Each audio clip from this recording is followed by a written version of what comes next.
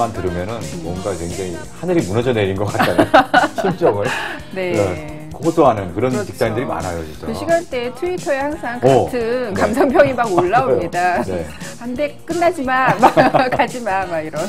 근데 보면 사실 그 노래가 가사가 사실 좀 그렇잖아요. 파타임 러브. 어떤 가사인데요? 말 그대로 시간제 연인인 거예요. 아, 그런 거예요? 각자 다 이렇게 노래하는 화자님이 그 아내가 있고 그 상대도 남편이 있고 당신이 지금 들어가도 되는 거라면 내가 불을 2번 깜빡일게요. 뭐 이런 내용이에요.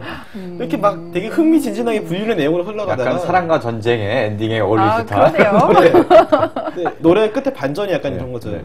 근데 우리만 쓰는 줄 알았던 신호를 쓰는 남자를 우리 집 앞에서 봤다.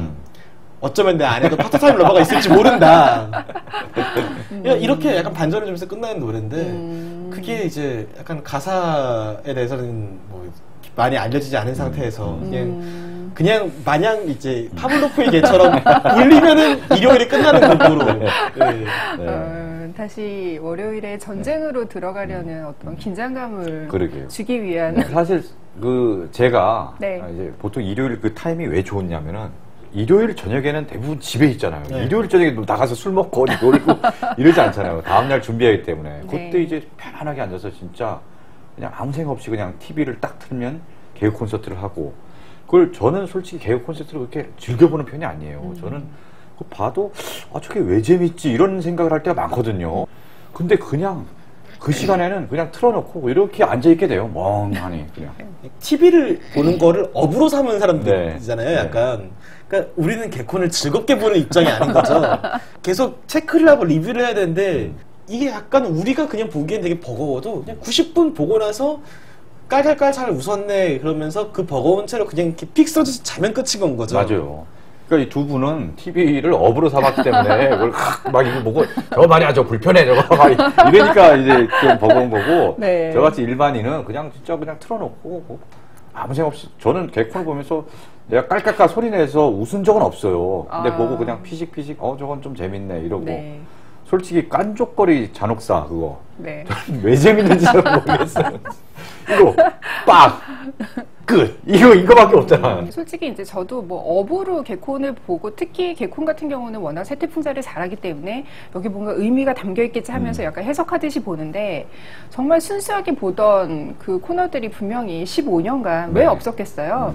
강유미와 유세윤이 했었던 사랑의 사랑의 카운슬러. 카운슬러 이 코너를 정말 재밌게 봤고요. 강유미와 그 안영미가 했던 고고 예술 속으로. 예술 속으로가요. 예, 그 프로그램을 정말 재밌게 봤거든요.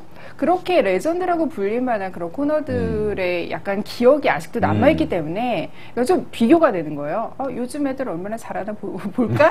약간 이런. 그 인구에 회자되는 멘트 있잖아요. 왜 오늘은 어떤 사랑의 사연을 갖고 오실지 강유미 씨? 이러면 이게 세윤 씨? 직구끈요? 역시 잘해. 최근에 두 사람이 또 SNL에서 또 같이 또 네. 붙는 그런 코너들이 있어요. 네. 그래서 강유미의 얼굴은 많이 달라졌지만 과거의 사랑의 카운슬러 정말 재밌었는데 네. 예, 이 이런 뭔가 생각하죠. 예전 코너로 얘기하니까 더 활기를 띠면서 갑자기 우리 너무 옛날 사람이니까. 자 오늘 이제 마무리 네. 마무리 이제 무리수개 다시 한번 던지면서 예, 이야기가 산으로 가서 당황하지 않고 마치 이랬던 것처럼 네. 엔딩곡은 뭐죠? 엔딩곡 아주 그냥 심플합니다. 엔딩곡은 자우림의 하하하송. 이거 딱 얘기하니까 하하 막 빵 터지잖아 이게 진정한 이 고수의 선곡이에요. 네. 참. 이게 그 미수하고 조소는 좀 다르다고 생각하거든요. 그렇죠. 풍자와 네. 패러디가 달랐던 것처럼. 아니 근데 이게 사실은 굉장히 의미 있는 가사가 있어요. 제가 이렇게 막 선곡하지는 않습니다. 제가 네. 이 보면은 모든 게 그대를 우울하게 만드는 날이면 이 노래를 불러보게. 아직은 가슴에 불꽃이 남은 그대여. 지지 말고 싸워주게. 이게 우리가 지금 개콘을 향해서 하고 싶은 얘기입니다. 이 정치풍자 너무 위축되지 말고 지금 박친애로 조금 살아났는데 살아나고 있는데 이게 지지 말고 닥치고 아까부터 계속 큰일 났네. 잡혀가는 거 아니에요? 되게 좋았는데 이렇게 연결시키는 거. 하여튼 네. 지지 말고 진짜 두려워하지 말고 뭘 두려워해요. 국민들이 다 온 국민이 다 응원군인데 네. 딱 진짜 힘이 있는 사람들 비판하고 풍자할 건 딱 하면서 우리에게 아주 통큰 시원한 웃음을 줬으면 하는 마음에서 골라봤습니다. 네. 괜찮죠? 그냥 하하하고 좋습니다. 조소에서 약간 네. 어떻게 되나요 이제? 아, 예. 뭐 미소로 아니 탐탁치 않아 하는 게서 그러네. 네. 이렇게 마무리해야죠. 어쩌겠어요. 네. 그러면 네. 자우림의 하하송을 들으면서 오늘 마무리하겠습니다. 네. 고생하셨습니다. 수고하셨습니다.